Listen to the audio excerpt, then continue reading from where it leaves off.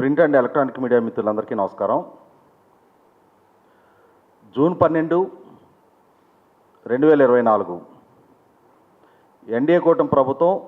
చంద్రబాబు నాయుడు గారి నాయకత్వంలో పదవి బాధ్యతలు చేపట్టి నిన్నటికి 2 సంవత్సరాలు పూర్తయిన సందర్భంగా నిన్న మా 3 పార్టీల నాయకత్వం 2 సంవత్సరాల నమ్మకం, అభివృద్ధి, సంక్షేమం పేరిట తిరుపతిలో ఒక భారీ బహిరంగ సభ ఏర్పాటు చేసిన తీరు మనందరం చూసాం. ఇదే సందర్భంలో 2 సంవత్సరాల క్రితం ప్రజల చేత తిరస్కారానికి గురై ఒక రకంగా మాట్లాడుకుంటే ప్రజాగ్రహంతో ఎన్నికలలో శిక్షకు గురైన వైసీపీ పార్టీ వెన్నుపోటుకు 2 ఏళ్ళు అని చెప్పని నిన్న వాళ్ళు రాష్ట్ర వ్యాప్తంగా వివిధ నియోజకవర్గాల్లో నిరసన కార్యక్రమాలు చేపట్టింది కూడా చూస్తూ ఉన్నాం. అయితే వైసీపీ వైఖరి చూసిన తర్వాత అంతిమ న్యాయ నిర్ణేతలైన ప్రజలకు కూడా ఒక అనుమానం వస్తూ ఉంది. 2024 ఎన్నికలలో 5 సంవత్సరాల వైసీపీ పాలనతోటి, జగన్మోహన్ రెడ్డి వైఖరితోటి వెన్నుపోటుకు గురయ్యాము అని చెప్పని భావించిన ప్రజలం మనం వైసీపీని 151 స్థానాల నుంచి 11 స్థానాలకు పరిమితం చేస్తే ఇవాళ అదే వైసీపీ పార్టీ ఎందుకు తమకు ఇటువంటి శిక్ష ప్రజల నుంచి ఎదురైందా అని చెప్పని గుర్తించకుండా, దాన్ని సమీక్షించుకోకుండా నేడు ప్రజారంజకంగా పరిపాలన చేస్తున్న ఎన్డీఏ కూటమి ప్రభుత్వం మీద, పాలకుల మీద ఈ దుమ్మెత్తి పోస్తున్న తీరు, అలాగే వెన్నుపోటుకు 2 ఏళ్లుగా వాళ్ళు దాన్ని పరిగణిస్తూ నిరసన తెలియజేస్తున్న తీరు పట్ల ప్రజల నుంచి కూడా కొన్ని ప్రశ్నలు వైసీపీ పార్టీకి సంధించబడతా ఉన్నాయి. నేడు ఎన్డీఏ పక్షాల తరఫున తెలుగుదేశం పార్టీ అధికార ప్రతినిధిగా నేను వైసీపీ పార్టీని సూటిగా కొన్ని ప్రశ్నలు సంధిస్తూ ఉన్నా. శ్రీకాకుళం నుంచి అనంతపూర్ జిల్లా దాకా ప్రతి జిల్లాలో కూడా 2019 ఎన్నికల్లో వైసీపీ పార్టీకి 151 స్థానాలు ప్రజలు కట్టబెడితే ఆ 151 స్థానాల బలంతో అధికారం దక్కించుకున్న వైసీపీ పార్టీ 2019 ఎన్నికల్లో అధికారం దక్కించుకోవడానికి ముందు వాళ్ళు చేసిన ప్రచారం, ప్రజలకి జగన్మోహన్ రెడ్డి గారు చేసిన వాగ్దానాలు, వాళ్ళ వ్యూహకర్తలు వాళ్ళ సోషల్ మీడియా, వాళ్ళ సొంత మీడియా ద్వారా జగన్మోహన్ రెడ్డి గారికి ఇచ్చిన ఎలివేషన్ తోటి ప్రజలకు హై ఎక్స్పెక్టేషన్ తోటి రాష్ట్రంలో ఉన్న వివిధ వర్గాల ప్రజలు, వివిధ ప్రాంతాల ప్రజలు జగన్మోహన్ రెడ్డి పట్ల ఒక నమ్మకంతో 2019 ఎన్నికల్లో అతను గెలిపించారు. ఆ గెలిపించే క్రమంలో అతను ప్రజలకు ఏమేమి వాగ్దానాలు చేశారనేది ఒకసారి మనం గుర్తుంచుకుంటే ప్రాంతాల వారీగా ఒకసారి విశ్లేషిద్దాం. రాష్ట్రంలో ఉన్న 3 ప్రాంతాలకి జగన్మోహన్ రెడ్డి ఏమేమి వాగ్దానాలు చేశాడు, 5 సంవత్సరాల పాలకుడుగా వాటిని ఎంతవరకు నెరవేర్చాడు, ఎందుకు ప్రజలు జగన్మోహన్ రెడ్డి వల్ల మనం వంచనకు గురయ్యాము అన్న భావంతో 2024 ఎన్నికల్లో అతన్ని ఇంత ఘోరంగా శిక్షించారనేది ఒకసారి గమనించుకుంటే, ముఖ్యంగా చంద్రబాబు నాయుడు గారు, జగన్మోహన్ రెడ్డి ఇరువురు రాయలసీమ వాసులైనా సరే రాయలసీమ ప్రధానంగా జగన్మోహన్ రెడ్డికి బలంగా మారిందనేది వాస్తవం. 2019 ఎన్నికల్లో 52 స్థానాలున్న రాయలసీమలో 49 స్థానాలు జగన్మోహన్ రెడ్డికి కట్టబెట్టడం జరిగింది. వాస్తవంగా 2014-19 మధ్యకాలంలో చంద్రబాబు నాయుడు గారి పాలనా హయాంలో రాయలసీమ ప్రాంతాన్ని, అక్కడున్న కొద్దిపాటి నీటి వనరులను సద్వినియోగం చేసుకొని అక్కడ రైతాంగానికి ఆదాయ వనరులు చేకూర్చాలనే ఉద్దేశంతో చంద్రబాబు నాయుడు గారి ప్రభుత్వం ఆ పాలనా హయాంలో 90% సబ్సిడీతోటి 17 లక్షల ఎకరాలకి డ్రిప్ పరికరాలు ఇచ్చి అక్కడ హార్టికల్చర్ని ప్రమోట్ చేసిన తీరు ఒకసారి రాయలసీమ రైతాంగం గుర్తు చేసుకున్నారు. కారణం ఏంటి అంటే చంద్రబాబు నాయుడు గారు 17 లక్షల ఎకరాలకి డ్రిప్ పరికరాలు ఇస్తే జగన్మోహన్ రెడ్డి మరింత విస్తృతంగా ఆ పథకాన్ని అమలు చేస్తాడు అని చెప్పని రాయలసీమ రైతాంగం ఆశించారు. కానీ 5 సంవత్సరాల టెన్యూర్లో జగన్మోహన్ రెడ్డి ఆ పథకాన్నే పూర్తిగా నిర్వీర్యం చేశాడు తప్ప 1 ఎకరానికి కూడా డ్రిప్ పరికరాలు ఇవ్వలేదనేది వాస్తవం. ఇదే క్రమంలో చంద్రబాబు నాయుడు గారి పాలనా హయాంలో రాయలసీమ కోసం డెడికేటెడ్గా 12,500 కోట్ల రూపాయలు ఇరిగేషన్ రంగానికి ఖర్చు పెడితే జగన్మోహన్ రెడ్డి 5 సంవత్సరాల పాలనా హయాంలో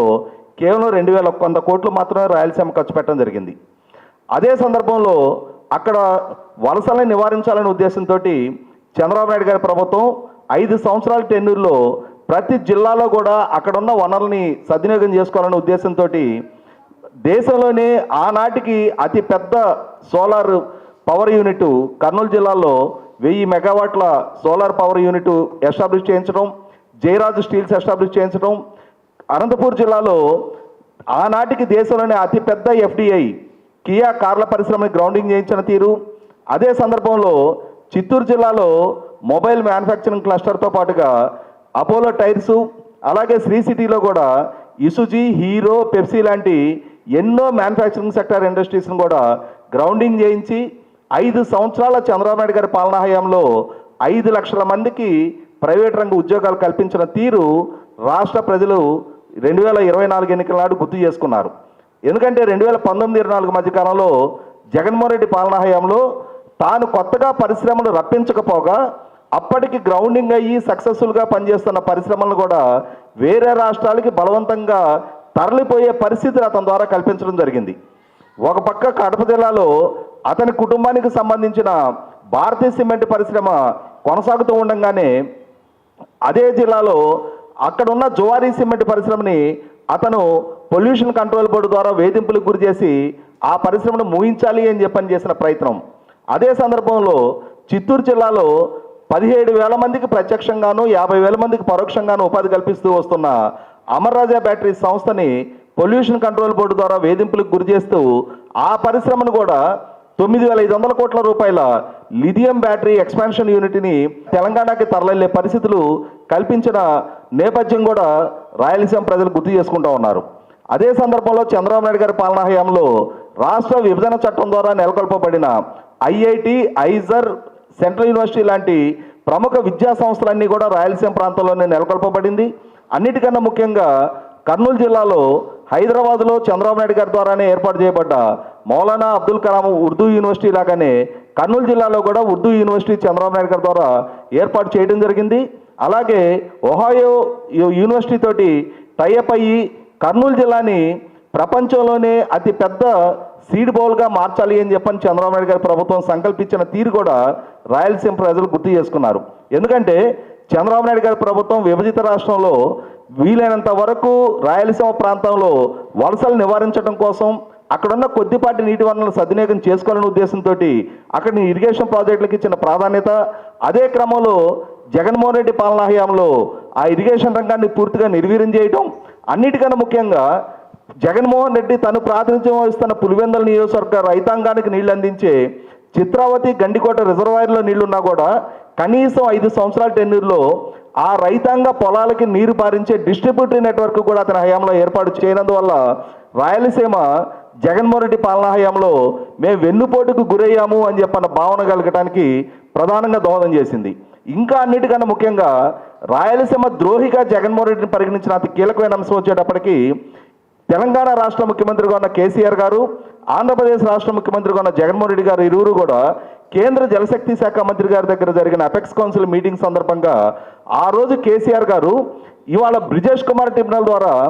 ఆంధ్రప్రదేశ్ రాష్ట్రానికి కృష్ణానది జలాల్లో కేటాయింపు చేసిన 512 టీఎంసీలు మాకు ఆమోదయోగ్యం కాదు,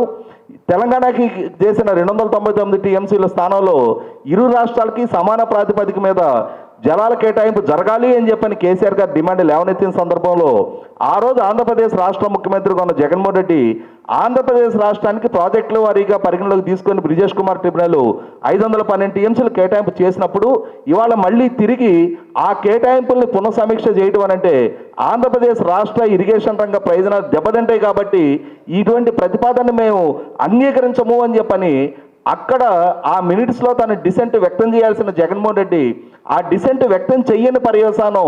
మౌనం అర్ధాంగీకారంగా భావించిన కేంద్ర ప్రభుత్వం కూడా 2023 తెలంగాణ అసెంబ్లీ ఎన్నికలకు ముందు ఆనాడు జరిగిన మినిట్స్ని పరిగణలోకి తీసుకొని కృష్ణానది జలాల కేటాయింపుల్ని పునఃసమీక్షించమని చెప్పని బ్రిజేష్ కుమార్ ట్రిబ్యునల్కి ఆదేశాలు ఇస్తూ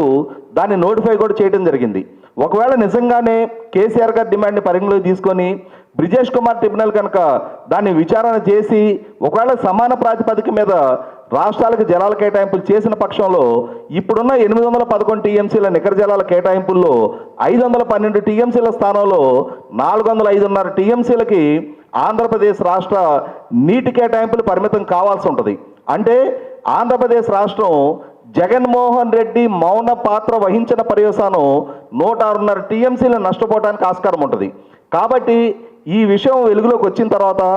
ఆంధ్రప్రదేశ్ పౌర సమాజం నుంచి, ముఖ్యంగా రాయలసీమ ప్రజల నుంచి వ్యక్తమవుతున్న నిరసన నేపథ్యంలో అప్పుడు జగన్మోహన్ రెడ్డి ప్రభుత్వం సుప్రీంకోర్టుని అప్రోచ్ అవ్వడం జరిగింది. సుప్రీంకోర్టుని అప్రోచ్ అయినా కూడా సమర్థవంతమైన వాదనలు అతని పాలనా హయాంలో వినిపించలేదనేది వాస్తవం. మళ్ళీ తిరిగి ఎన్డీఏ కూటమి ప్రభుత్వం అధికారంలోకి వచ్చిన తర్వాత మాత్రమే ఇవాళ సుప్రీంకోర్టులో ఇరిగేషన్ రంగం పట్ల స్పష్టమైన అవగాహన ఉన్న సీనియర్ లాయర్లతోటి ఆంధ్రప్రదేశ్ హక్కుల పరిరక్షణ కోసం పోరాటం జరుగుతున్న తీరు గుర్తు చేసుకోవాలి. కాబట్టి ఇరిగేషన్ రంగ పరంగా, ఉపాధి కల్పన పరంగా, ముఖ్యంగా వ్యవసాయ రంగ పరంగా జగన్మోహన్ రెడ్డి వల్ల జరిగిన నష్టాన్ని గమనించిన రాయలసీమ ప్రజలు 2019లో అతను 49 స్థానాలు కట్టబెడితే 2024 ఎన్నికల్లో కేవలం 7 స్థానాలకు అతను పరిమితం చేయడం జరిగింది. అంటే మేము వంచనకు గురయ్యాము అన్న భావన రాయలసీమ జిల్లాలో ముఖ్యంగా దశాబ్దాల తరబడి అతని కుటుంబానికి బలకంగా ఉంటూ వస్తున్న కడప జిల్లాలో కూడా వ్యక్తమైంది. కాబట్టి మొన్నటి ఎన్నికల్లో ఆ కడప జిల్లాలో కూడా 7 స్థానాలు ఎన్డీఏ కూటమికి దక్కడం జరిగింది. కాబట్టి ఇక్కడ గమనించుకోవాల్సింది ఏంటి అంటే, జగన్మోహన్ రెడ్డికి వెన్నుపోటు గురించి ప్రస్తావించే అర్హత, నైతికత అతనికి కానీ అతని పార్టీకి కానీ లేదు అని చెప్పని ఇవాళ ఆంధ్రప్రదేశ్ పౌర సమాజం సాక్షిగా 2024 ఎన్నికల్లో 5 సంవత్సరాలు అతని పాలన చూసిన తర్వాత, పాలకుడిగా అతని పాలనా తీరు చూసిన తర్వాత, అతని మాట నిలుపుకునే తీరు చూసిన తర్వాత అతనికి ఈ రాష్ట్రాన్ని పాలించే అర్హత లేదు, అతనికి రాజకీయంగా అవకాశం ఇవ్వటం వేస్ట్ అని భావించిన రాయలసీమ ప్రజలే తాము 2019లో ఇచ్చిన తీర్పుని మళ్ళీ తిరిగి ప్రజలు వెనక్కి తీసుకోవడం జరిగింది. కాబట్టి వాళ్ళ ఎన్డీఏ కూటమి ప్రభుత్వాన్ని విమర్శిస్తున్న జగన్మోహన్ రెడ్డి 2019కి ముందు చంద్రబాబు నాయుడు గారి పరిపాలన ఎలా జరిగింది, ఇవాళ 2024 నుంచి ఇవాళ ఎన్డీఏ కూటమి ప్రభుత్వం అదే రాయలసీమకి ఎన్ని పరిశ్రమలు తీసుకొచ్చే ప్రయత్నం చేస్తూ ఉంది, ఇప్పటికి ఎన్ని పారిశ్రామిక ఒప్పందాలు ఖరారైనాయి, అలాగే 100 రోజులు ఒక ఫిక్స్డ్ టైం బౌండెడ్ షెడ్యూల్లో హంద్రినీవా కాలువని 3,500 కోట్ల రూపాయలతోటి వెడల్పు చేయడం ద్వారా ముచ్చుమర్రి నుంచి తమిళనాడు బోర్డర్లో ఉన్న కుప్పం నియోజకవర్గానికి కూడా నీళ్లు తరలించిన తీరు ఇవాళ రాయలసీమ రైతాంగానికి స్పష్టంగా కనిపిస్తూ ఉంది. కాబట్టి ఇవాళ మళ్ళీ తిరిగి అక్కడ డ్రిప్ పరికరాలు పంపిణీ జరుగుతూ ఉంది, మళ్ళీ తిరిగి ఇరిగేషన్ ప్రాజెక్టుల నిర్మాణం సక్రమంగా అక్కడ కొనసాగుతూ ఉంది, మళ్ళీ తిరిగి అక్కడ పారిశ్రామికీకరణ వేగం పుంజుకుంది. ఇంకా మాట్లాడుకుంటే ఇవాళ ఈ ఎన్డీఏ కూటమి ప్రభుత్వం పదవి బాధ్యతలు చేపట్టిన ఈ 24 నెలల కాలంలో దేశంలోకి వచ్చిన పారిశ్రామిక పెట్టుబడి ప్రతిపాదనల్లో 25.3% పెట్టుబడి ప్రతిపాదన ఆంధ్రప్రదేశ్ రాష్ట్రానికి రావడం, అందులో ప్రధానంగా రాయలసీమ మీద చంద్రబాబు నాయుడు గారి ప్రభుత్వం దృష్టి కేంద్రీకరించి అక్కడ వలసలు నివారించాలనే ఉద్దేశంతో అక్కడున్న దుర్భిక్ష పరిస్థితులని అక్కడ ప్రత్యామ్నాయ ఉపాధి అవకాశాలు కల్పించడం ద్వారా అక్కడ వాళ్ళకి మెరుగైన జీవన ప్రమాణాలు అందుకోవడానికి దోహదం చేయాలనే ఉద్దేశంతో చంద్రబాబు నాయుడు గారి నాయకత్వంలోని ఎన్డీఏ కూటమి ప్రభుత్వం రాయలసీమ మీద ఏ విధంగా ఫోకస్ చేసింది అనేది ప్రతి రాయలసీమ వాసికి అర్థమవుతూ ఉంది. అర్థం కానిదల్లా అధికారాన్ని దూరం చేసుకొని ప్రజాగ్రహానికి గురయ్యి ఈ రోజుకి ప్రజల చేత ఎందుకింతటి తిరస్కారానికి గురయ్యామా అని చెప్పని ఒక్కనాడు కూడా సమీక్షించుకోవడానికి సిద్ధపడని జగన్మోహన్ రెడ్డి, ఆయన పార్టీ, ఆ నాయకులు, వాళ్ళ సోషల్ మీడియా, వాళ్ళ సొంత మీడియా మాత్రమే వాళ్ళని వాళ్ళు ఏదో ఒక భ్రమంలో ఉంచుకుంటా ఎంతసేపటికి ఇంతటి అభివృద్ధి చేస్తూ ఉన్న ఎన్డీఏ కూటమికి వంకలు పెట్టే ప్రయత్నం చేస్తూ ఉన్నారు. ఇదే సందర్భంలో 2019 ఎన్నికలకు ముందు జగన్మోహన్ రెడ్డి విశాఖపట్నాన్ని ఎగ్జిక్యూటివ్ రాజధానిగా ప్రకటించాడు. అంటే ఇప్పటివరకు రాయలసీమ గురించి చెప్పుకున్నాం, ఇక ఉత్తరాంధ్ర ప్రాంతం గురించి మాట్లాడుకుంటే ఏ విశాఖపట్నాన్ని అయితే జగన్మోహన్ రెడ్డి ఎగ్జిక్యూటివ్ రాజధానిగా అతను ప్రకటించాడో ఆ విశాఖపట్నం ప్రజలే జగన్మోహన్ రెడ్డి, వాళ్ళ శ్రేణులు, వాళ్ళ నాయకులు విశాఖపట్నం వేదికగా సాగించిన భూ యజ్ఞం, అక్కడ చేసిన అరాచకాలు, అక్కడ పరాధీనమైన ఆస్తులు, అక్కడ ప్రకృతి వనరులను కొల్లగొట్టిన తీరు, వీటన్నిటినీ ప్రత్యక్షంగా అనుభవపూర్వకంగా రిలీజ్ అయిన తర్వాత రాష్ట్రంలోనే అత్యధిక మెజార్టీతోటి విశాఖపట్నం పార్లమెంటు స్థానాన్ని 5 లక్షలకు పైగా ఓట్ల మెజార్టీతో ఎన్డీఏ కూటమి అభ్యర్థి శ్రీభరత్ నెగ్గగలిగారు అని అంటే, అదే సందర్భంలో భీమ్లీ, గాజువాక అసెంబ్లీ స్థానాలు ఆంధ్రప్రదేశ్ రాష్ట్రంలో మన జరిగిన సాధారణ ఎన్నికల్లోనే 90,000కు పైగా మెజార్టీతో 1 and 2 ప్లేస్లో ఆ 2 నియోజకవర్గాలు నిలిచాయి అని అంటేనే ఉత్తరాంధ్ర ప్రజలు జగన్మోహన్ రెడ్డి పాలనా తీరు పట్ల ఎంత విసిగి వేశారు అనేది అర్థమవుతూ ఉంది. కారణం ఏంటి అంటే, చంద్రబాబు నాయుడు గారు 2014-19 మధ్యకాలంలో అరకు కాఫీని ప్రపంచవ్యాప్తంగా ఒక బ్రాండింగ్ తీసుకొచ్చి గిరిజన ఉత్పత్తులకి ప్రపంచ స్థాయి మార్కెట్ ఆయన హయాంలో క్రియేట్ చేస్తే, జగన్మోహన్ రెడ్డి పాలనా హయాంలో ఆ దేశంలో ఎక్కడ ఏ రాష్ట్రంలో గంజాయి పట్టుబడ్డా దాని మూలాలు విశాఖపట్నం ఏజెన్సీతో ముడిపడి ఉన్నాయనేది మనకందరికీ తెలిసిన వాస్తవం. ఇటువంటి పరిస్థితుల్లో జగన్మోహన్ రెడ్డి పాలనా హయాంలో గంజాయి రాజధానిగా విశాఖపట్నం పేరెనిక గంటాన్ని అక్కడ ప్రజలు జీర్ణించుకోలేకపోయారు. అక్కడ జగన్మోహన్ రెడ్డి ప్రభుత్వ పెద్దల అండదండలు లేనిదే విశాఖపట్నం ట్రైబల్ ఏరియాలో కొందరు గిరిజనులు గంజాయి సాగు చేస్తే చేయగలుగుతారేమో, కానీ దాన్ని ప్రాసెస్ చేసి దాన్ని ట్రాన్స్పోర్ట్ చేసి దాన్ని వ్యాపారం చేయగలిగే స్థాయి సామర్థ్యం ఆ కొండల్లో నివసించే గిరిజనులకు ఉండదు అనేది వాస్తవం. ఖచ్చితంగా అధికారంలో ఉన్న వాళ్ళు, అధికార యంత్రాంగం అండదండలతోటే ఈ విధమైన ఒక నెక్సస్ తోటి దేశవ్యాప్తంగా ఈ గంజాయి సాగు, ప్రాసెసింగు, ట్రాన్స్పోర్టు, వ్యాపారం కూడా వైసీపీ హయాంలో నిర్వహించగలిగారు. కాబట్టి ఆంధ్రప్రదేశ్ రాష్ట్రం అన్న, విశాఖపట్నం ఏజెన్సీ ప్రాంతం అన్న దేశవ్యాప్తంగా గంజాయి సాగుకు మాత్రమే పేరెనికి కన్నా జగన్మోహన్ రెడ్డి పాలనా హయాం నాటి ఆ పీడకలల నుంచి విశాఖపట్నం ప్రజలు తమను తాము దూరంగా నిలుపుకోవాలనుకున్నారు. కాబట్టి మొన్నటి ఎన్నికల్లో జగన్మోహన్ రెడ్డికి అంతటి ఘోర ఓటమి దక్కించడం జరిగింది. వీటన్నిటికన్నా ముఖ్యంగా విశాఖపట్నం ఎంపీగా పనిచేసిన ఎంఈవి సత్యనారాయణ, ఆయనే నేను ఇక విశాఖపట్నంలో కొనసాగలేను, ఆయన ఎంపీగా కొనసాగుతున్న సందర్భంలో జగన్మోహన్ రెడ్డి పాలనా హయాంలో తన కుటుంబం 48 గంటల పాటు అక్కడ రౌడీ షీటర్ల చేత కిడ్నాప్కు గురైన సందర్భంలో ఆయనే మీడియా ముఖంగా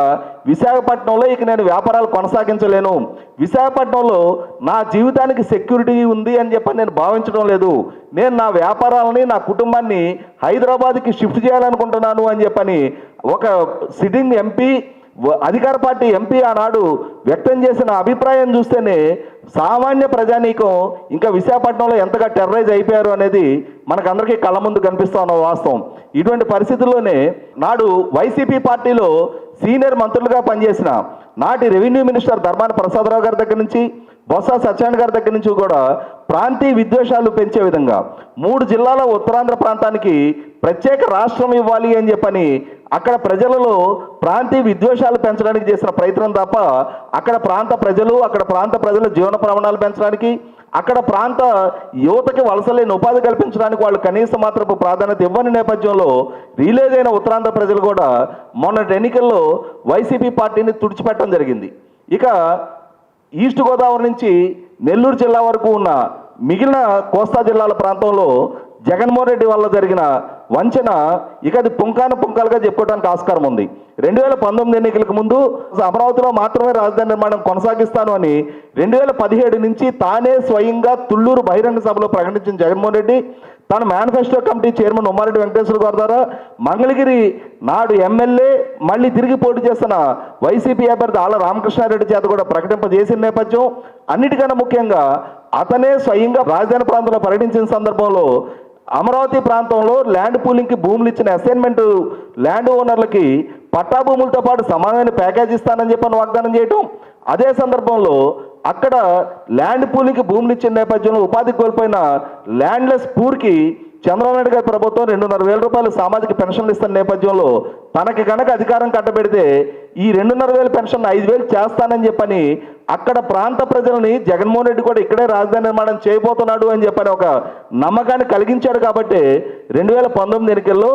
రాజధాని నిర్మాణం జరుగుతున్న మంగళగిరి, తాడికొండ నియోజకవర్గాలు కూడా జగన్మోహన్ రెడ్డికి కట్టబెట్టడం జరిగింది. కానీ ఒకసారి పాలకుడిగా అతను బాధ్యతలు చేపట్టిన తర్వాత అతను అమరావతితో ఎలా వ్యవహరించాడు, అమరావతి ప్రాంత ప్రజలతో ఎలా వ్యవహరించాడు, ఏ విధమైన విద్వేషాలు అక్కడ పెంచి పోషించే ప్రయత్నం చేశారు, అధికారాన్ని అడ్డు పెట్టుకొని అక్కడ మహిళల వ్యక్తిత్వాలకు ఎలా పాల్పడ్డాడు, అక్కడ ప్రజలని ఏ విధంగా అవమానాలకి హేళనలకి గురి చేశాడనేది మొత్తం అక్కడ జిల్లాల్లో ఉన్న ప్రజలందరికీ కూడా ఒక స్పష్టత వచ్చింది. కాబట్టి జగన్మోహన్ రెడ్డిని 2024 ఎన్నికల్లో ఆ ప్రాంతం నుంచి జిల్లాలు తుడిచిపెట్టడం జరిగింది. East, west, Krishna, Guntur, Nellore. ఒక్క ప్రకాశం జిల్లాలోనే అతనికి 2 సీట్లు రావడం జరిగింది. మిగిలిన ఏ జిల్లాలో కూడా కనీస మాత్రం అతని పార్టీకి ఒక్క స్థానం కూడా అక్కడ ప్రజలు కట్టబెట్టలేదు అని అంటే 5 సంవత్సరాల జగన్మోహన్ రెడ్డి పాలనా హయాంలో అక్కడ ప్రజలలో సృష్టించిన భయోత్పాతాలు, అక్కడ లూడి జరిగిన ప్రకృతి వనరులు, వైసీపీ నాయకులు వ్యవహరించిన తీరు, వీటన్నిటి ప్రజలు పరిగణలోకి తీసుకున్నారు కాబట్టి ఒకనాడు 2019 ఎన్నికలకు ముందు మాట తప్పని మడం తిప్పని వీరుడిగా జగన్మోహన్ రెడ్డికి ఇచ్చిన ఎలివేషను, కేంద్ర ప్రభుత్వంతో ఏ స్థాయిలోనైనా సరే పోరాటం చేసి ప్రత్యేక హోదా సాధించగలడు అని చెప్పని అతనికి ఇచ్చిన ఎలివేషను, వాస్తవ రూపంగా ఒకసారి పాలకుడిగా బాధ్యతలు చేపట్టిన తర్వాత ప్రతి అంశంలో కూడా తన మాట తప్పుతున్న తీరు, అదే సందర్భంలో ప్రత్యేక హోదా సాధన విషయంలో కేంద్ర ప్రభుత్వంతో రాజీ పడి ప్రత్యేక హోదాని ముగిసిన అధ్యాయం అని చెప్పని చంద్రబాబు నాయుడు అన్నారు అని చెప్పని ఆయన మీద నిందలు మోపిన జగన్మోహన్ రెడ్డి 2019లో తాను పదవి బాధ్యతలు చేపట్టిన సందర్భంగా ఏర్పాటు చేసిన తొలి ప్రెస్ మీట్లోనే కేంద్ర ప్రభుత్వానికి, భారతీయ జనతా పార్టీకి వాళ్ళకే పూర్తి స్థాయి మెజార్టీ ఉంది కాబట్టి వాళ్ళని మనం ఇవాళ ప్రశ్నించలేము, ప్లీజ్ అని అభ్యర్థించడం తప్ప అని చెప్పని అతను చేసిన కామెంటు, వీటన్నిటిని పరిగణలోకి తీసుకున్న ప్రజలు 2014-19 మధ్య కూడా భారతీయ జనతా పార్టీ తనకు తాను పూర్తి స్థాయి మెజార్టీ దక్కించుకొని ఉంది. ఆ రోజు కూడా తెలుగుదేశం పార్టీ సంఖ్యాబలం మీద భారతీయ జనతా పార్టీ ఆధారపడి లేదు. అయినా సరే చంద్రబాబు నాయుడు గారి మీద నిందలు మోపిన జగన్మోహన్ రెడ్డి తన వరకు వచ్చేటప్పటికి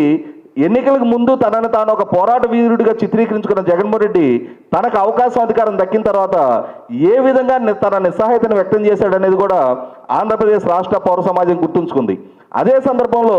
రాష్ట్ర యువతను లక్ష్యంగా చేసుకొని అతను 2,30,000 ప్రభుత్వ ఉద్యోగాలు భర్తీ చేస్తా, ప్రతి జనవరి 1వ తారీఖు జాబ్ క్యాలెండర్ రిలీజ్ చేస్తా, ప్రతి సంవత్సరం డిఎస్సి కండక్ట్ చేస్తా, అధికార బాధ్యతలు చేపట్టగానే మెగా డిఎస్సి నిర్వహిస్తా అని చెప్పని చేసిన వాగ్దానాలు తొంగలోదొక్కి 5 సంవత్సరాలు రాష్ట్రాన్ని పాలించిన, పూర్తి కాలం పరిపాలించిన పాలకుడిగా ఉండి డిఎస్సి వ్యవస్థ అమల్లోకి వచ్చిన తర్వాత ఒక్క డిఎస్సి కూడా నిర్వహించిన ఏకైక పాలకుడిగా జగన్మోహన్ రెడ్డి మిగిలిపోయాడు అనేది ఆంధ్రప్రదేశ్ పౌర సమాజం రియలైజ్ అయ్యారు. కాబట్టి ముఖ్యంగా నిరుద్యోగ యువత జగన్మోహన్ రెడ్డి ఈ వంచన ధోరణి పట్ల రియలైజ్ అయ్యారు. కాబట్టి 2024 ఎన్నికల్లో రాష్ట్రం నుంచి జగన్మోహన్ రెడ్డిని శాశ్వతంగా ఎన్నికల్లో వ్యవస్థలో తరిమికొట్టే ప్రయత్నం జరిగిందనేది వాస్తవం. ఇటువంటి పరిస్థితుల్లో తన లోపాలని సమీక్షించుకోకుండా ఏ వాగ్దాన భంగం కారణంగా తనకి ఇటువంటి శిక్షకి తాను గురయ్యాడనేది రిలీజ్ కాకుండా ఈనాడు ఎన్డీఏ కూటమి మీద వెన్నుపోటు అని చెప్పని తను ఆరోపణలు చేస్తూ ఉన్నాడు. ఇక్కడ జగన్మోహన్ రెడ్డి వల్ల వంచనకి గురైన ఇంకొక ప్రధాన వర్గం ఉన్నారు. 2019 ఎన్నికల్లో కుడి చేత్తో ఎడం చేత్తో మేమే ఓట్లేసి ప్రభుత్వాన్ని అధికారంలోకి తెచ్చుకున్నాము అని చెప్పిన ఉపాధ్యాయ వర్గాలు, వాళ్ళు చదువుకున్న వాళ్ళు, ప్రజలతో నిత్యం మమేకంతో ఉండేవాళ్ళు, పరిస్థితుల పట్ల అవగాహన ఉన్నవాళ్ళు, రాజకీయ చైతన్యం కలిగిన ఉద్యోగ వర్గాలని 2019 ఎన్నికలకు ముందు అన్నా మీకు మెరుగైన పీఆర్సీ ఇస్తా, క్రమం తప్పని డిఏలు ఇస్తా, వారంలో సిపిఎస్ రద్దు చేస్తా, పోలీసు ఉద్యోగులకి వారాంతం సెలవులు ఇస్తా అని చెప్పని వాగ్దానం చేసి వాళ్ళ కుటుంబ సభ్యుల ఓట్లు దక్కించుకున్న జగన్మోహన్ రెడ్డి 5 సంవత్సరాలు అధికారంలో కొనసాగిన సందర్భంగా 2019కి ముందు చంద్రబాబు నాయుడు గారు 43% ఫిట్మెంట్ ఖరారు చేస్తే జగన్మోహన్ రెడ్డి పాలనా హయాంలో అప్పటి వరకు అమల్లో ఉన్న 27% ఇంటర్న్ రిలీఫ్ కన్నా కూడా 4% తక్కువగా వాళ్ళకి ఫిట్మెంట్ ఖరారు చేసిన నేపథ్యం, వాళ్ళ హెచ్ఆర్ఎస్ ల్యాబుల్లో 2% కోదవించిన తీరు, వాళ్ళ జీపీఎఫ్ లోన్స్, జిఎల్ఐ లోన్స్ సంవత్సరాల తరబడి పెండింగ్ పెట్టిన తీరు, 2021 నవంబర్ తర్వాత వాళ్ళ సరెండర్ లీవ్లు ఎన్కాష్మెంటే లేకుండా పోయిన తీరు, రిటైర్ అయిన ప్రభుత్వ ఉద్యోగులకి వాళ్ళ రిటైర్మెంట్ అమౌంట్లు కూడా సెటిల్మెంట్ చేయని తీరు, అన్నిటికన్నా ముఖ్యంగా రిటైర్ అయిన ప్రభుత్వ ఉద్యోగులు పెన్షనర్లకి 70 సంవత్సరాలు నిండిన వాళ్ళకి 10% అడిషనల్ క్వాంటమ్ ఆఫ్ పెన్షన్ అనే ఉన్న సౌకర్యాన్ని కూడా రద్దు చేసిన నేపథ్యంలో రాష్ట్ర వ్యాప్తంగా ఉన్న ప్రభుత్వోద్యోగులు, రిటైర్ అయిన పెన్షనర్లు కూడా ఈ పాలకుడు జగన్మోహన్ రెడ్డి ఒక్క క్షణం కూడా ఈ రాష్ట్రంలో పాలకుడిగా ఉండడానికి వీల్లేదు అని చెప్పని ఒక కఠిన నిర్ణయంతో 2024 ఎన్నికల్లో ఇతని వల్ల మనం వెన్నుపోటు గురయ్యామన్న భావనతోటే అంత ఘోరంగా అతను ఓడించడం జరిగింది. ఇవాళ మనం ఆశ్చర్యపడాల్సిన విషయం ఏంటంటే సమాజంలో అతి చిన్న జీతానికి పనిచేసే ప్రభుత్వోద్యోగులు, సర్వశిక్ష అభియాన్ సిబ్బంది, ఆశా వర్కర్లు, విఆర్ఏలు, పారిశుద్ధ్య కార్మికులు, అంగన్వాడీ సిబ్బంది, ఇటువంటి వాళ్ళని కూడా వాళ్ళకిచ్చిన వాగ్దానాలు కూడా నెరవేర్చుకొని పాలకుడిగా జగన్మోహన్ రెడ్డి వాళ్ళు ఉద్యమాలకి ప్రయత్నం చేసిన సందర్భంగా అంగన్వాడీ సిబ్బంది మీద ఎస్మా ప్రయోగించిన పాలకుడిగా దేశంలోనే కీర్తి సంపాదించిన పాలకుడు జగన్మోహన్ రెడ్డి. ఇలా చిరుద్యోగుల నుంచి రాష్ట్రంలో ఉన్న అన్ని ప్రాంతాల ప్రజల అభిమానాన్ని, నమ్మకాన్ని కోల్పోయిన జగన్మోహన్ రెడ్డి 150 స్థానాల నుంచి 11 స్థానాలకు పరిమితమైన జగన్మోహన్ రెడ్డి ఇవాళ అతనిచ్చిన పిలుపు మేరకు వాళ్ళ శ్రేణులు నిన్న ఒక పక్క చేసిన ప్రతి వాగ్దానాన్ని నిలుపుకుంటా సంక్షేమాన్ని అభివృద్ధిని సమపాళ్లలో కొనసాగిస్తూ ఒక పక్క రాజధాని నిర్మాణాన్ని ముందుకు తీసుకెళ్తా ఉన్నాం, రెండో పక్క ఇరిగేషన్ రంగానికి అధిక ప్రాధాన్యత ఇస్తా పోలవరం ప్రాజెక్టు నేషనల్ ప్రాజెక్టు దగ్గర నుంచి మొదలుపెట్టి వెలుగొండ ప్రాజెక్టు అయితే జగన్మోహన్ రెడ్డి వల్ల ఎంత వెన్నుపోటుకు గురయ్యామని ప్రకాశం జిల్లా ప్రజలు కూడా తమను తాము అంటే ఒక రకంగా ఇంతటి వెన్నుపోటుకి జగన్మోహన్ రెడ్డి ప్రజలను గురి చేస్తున్నాడా అని చెప్పని ఆశ్చర్యపోయిన నేపథ్యం. ఎందుకంటే రీసెంట్గా సాక్షి పత్రికలో 2,500 కోట్ల రూపాయలు వెలుగొండ ప్రాజెక్టు ఖర్చు పెట్టాల్సి ఉంటే బడ్జెట్లో చంద్రబాబు నాయుడు గారు 500 కోట్ల కేటాయింపు చేశారు. ఇలా అయితే ఎప్పటికీ వెలుగొండ ప్రాజెక్టు పూర్తవుతుంది అని చెప్పని భారతి గారు ఒక పెద్ద ఆర్టికల్ రాయించారు. కానీ ఆశ్చర్యం ఏంటి అంటే ఇదే జగన్మోహన్ రెడ్డి 2024 మార్చి 18 కోడ్ ఆఫ్ కండక్ట్ అమల్లోకి రాబోతుండగా ఫిబ్రవరి నెలలో ప్రకాశం జిల్లాలో బహిరంగ సభ ఏర్పాటు చేసి వెలుగొండ ప్రాజెక్ట్ నిర్మాణం పూర్తి అయిపోయింది, మేము జాతికి అంకితం చేస్తున్నాం అని చెప్పని ప్రకాశం జిల్లా మెట్ట ప్రాంత రైతాంగాన్ని అలాగే కడప నెల్లూరు జిల్లా మెట్ట ప్రాంత రైతాంగాన్ని ఏ విధంగా వెన్నుపోటుకి వంచన గురి చేశాడనేది ఇవాళ కళ్ళ ముందు కనిపిస్తా ఉన్న వాస్తవం. నిజంగా 2,500 కోట్ల రూపాయల పనులు పెండింగ్ ఉండగానే ఏ ముఖ్యమంత్రి అయినా సరే ప్రాజెక్టు పూర్తి అయిపోయింది అని చెప్పని ప్రజలను వంచే ప్రయత్నం చేస్తే దాన్ని అర్థం చేసుకోలేనంతటి అమాయకులు ప్రజలకు కాదు అనేది 2024 ఎన్నికల ఫలితాలే స్పష్టం చేసినాయి. కాబట్టి ఈ విధంగా రాష్ట్రంలోని అన్ని ప్రాంతాల ప్రజలని అన్ని వర్గాల ప్రజలని ముఖ్యంగా యువతని ఉద్యోగుల్ని మహిళల విషయానికి వస్తే జనాభాలో సగభాగమైన మహిళలు ఇవాళ మద్యం అనేది కుటుంబాలను ఆర్థికంగానూ ఆరోగ్యపరంగానూ చిన్నపనం చేస్తూ ఉంది. నాకు మీరు ఒక ఛాన్స్ తోటి అధికారం ఇవ్వండి, 2024 ఎన్నికలు నేను ఎదుర్కోపోయేటప్పటికి రాష్ట్రంలో మద్యాన్ని 5 స్టార్ హోటల్స్కే పరిమితం చేస్తా, అలా చేయలేకుంటే 2024 ఎన్నికల్లో నేను ఓటే అడగను అని చెప్పని వాగ్దానం చేసిన జగన్మోహన్ రెడ్డి వాళ్ళ సోషల్ మీడియా ద్వారా వాళ్ళ వ్యూహకర్తల ద్వారా వాళ్ళ సొంత మీడియా ద్వారా మాట తప్పని మడమ తిప్పని నాయకుడు అని ఇతనికి ఇచ్చిన ఎలివేషన్ నేపథ్యంలో జనాభాలో భాగంగా ఉన్న మహిళలు ఇతని మాటలు నమ్మారు, ఇతని వెనక ర్యాలీ అయ్యారు. 2019 ఎన్నికల్లో ఇతనికి అధికారం కట్టబెట్టారు. కానీ 5 సంవత్సరాలు పాలకుడిగా బాధ్యతలు చేపట్టిన తర్వాత అతని పాలనా హయాంలో మద్య నిషేధం సంగతి దేవుడెరుగు, అతని ద్వారా ప్రవేశపెట్టబడ్డ మద్యం, అతను తీసుకొచ్చిన కొత్త మద్యం పాలసీ, వాటి పర్యవసానం రాష్ట్ర వ్యాప్తంగా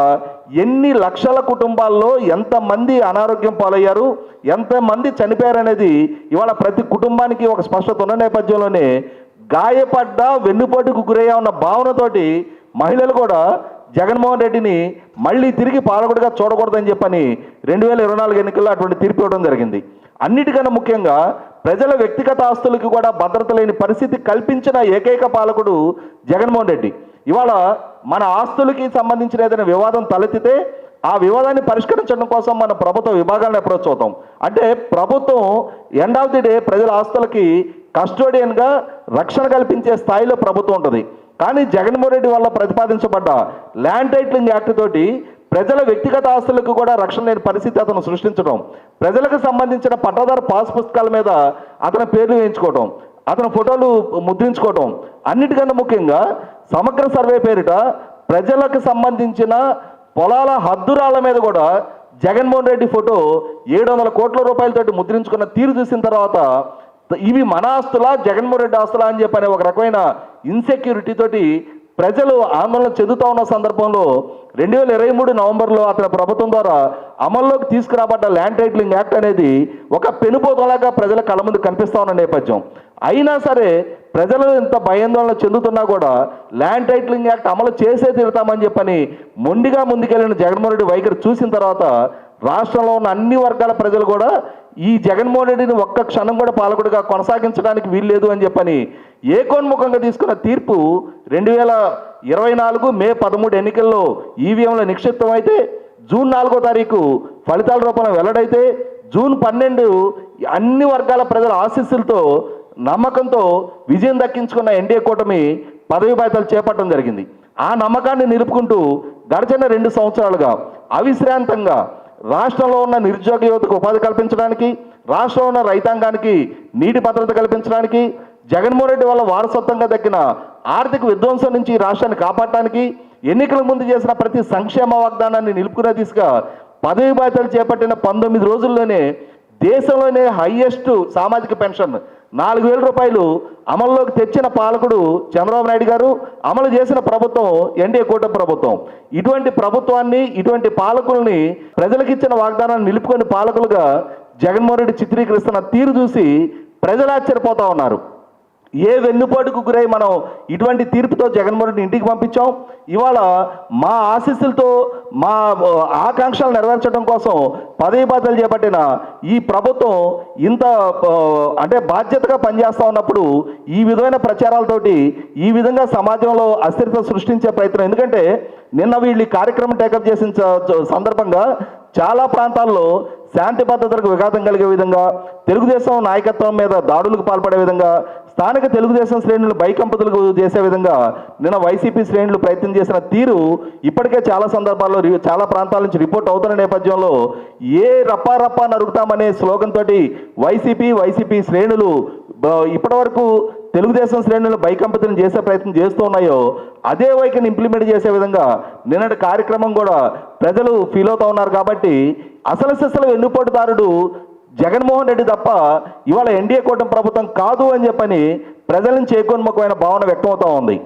థ్యాంక్ యూ.